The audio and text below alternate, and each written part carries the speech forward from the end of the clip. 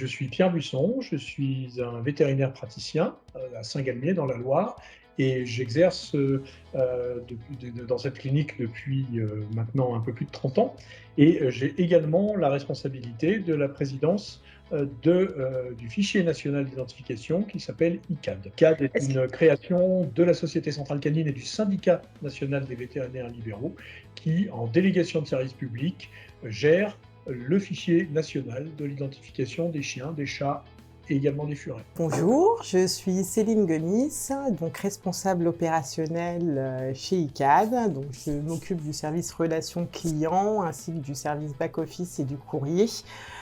Donc ce sont les endroits où nous traitons toutes les demandes de nos clients, que ce soit les particuliers ou les professionnels, par téléphone, mail ou courrier.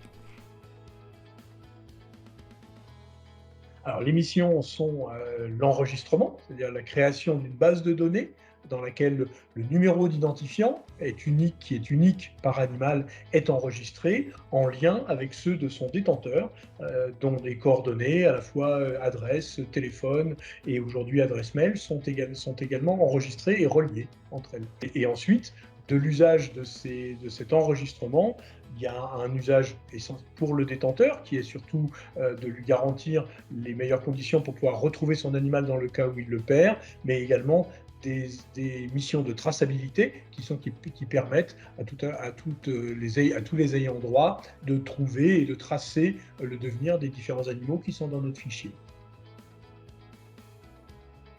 Bonne question. Alors, l'identification, c'est ce qui va permettre de donner une vraie identité à votre animal.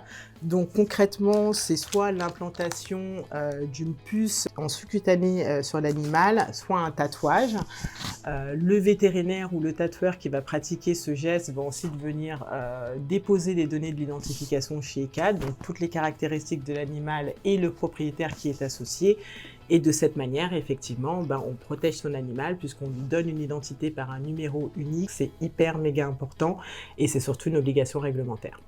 Donc voilà, en termes de possession responsable d'un animal, l'identification est le premier geste fort, je pense, qu'un détenteur doit effectuer. L'application d'une identité par l'usage d'une puce électronique est le seul moyen de donner une identité, et une identité qui est aux yeux de l'ensemble de la communauté humaine une réalité. C'est vraiment le fondement en réalité du lien que l'on veut créer avec un animal, que de l'identifier, c'est lui donner une identité. Le conseil, ou du moins le rappel que je vais effectuer, c'est faites-les identifier, parce que vraiment c'est le seul moyen d'associer de manière officielle votre animal à vous-même. Quotidiennement, mes équipes sont confrontées à des personnes qui nous appellent dans des situations un peu désespérées parce qu'elles ont un chat qui sortait jamais, donc du coup on ne voyait pas la nécessité de le faire identifier. Et là, pas de chance, le chat sort et voilà, on se trouve un peu dépourvu parce qu'on ne peut strictement rien faire pour ces personnes pour les aider.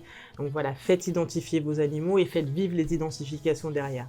Faites les mises à jour. Quand vous déménagez, votre adresse, vos coordonnées téléphoniques, votre adresse mail, il faut vraiment vous assurer qu'elles sont à jour et là, l'identification est vraiment utile. On a encore trop d'animaux qui sont identifiés, mais dont les démarches, pourtant extrêmement simplifiées, de transfert de propriété n'ont pas été réalisées. Et si les coordonnées du propriétaire ne sont pas à jour, il y a une perte d'information et une perte d'usage de cette identification qui est dommage. Merci Winect et à bientôt.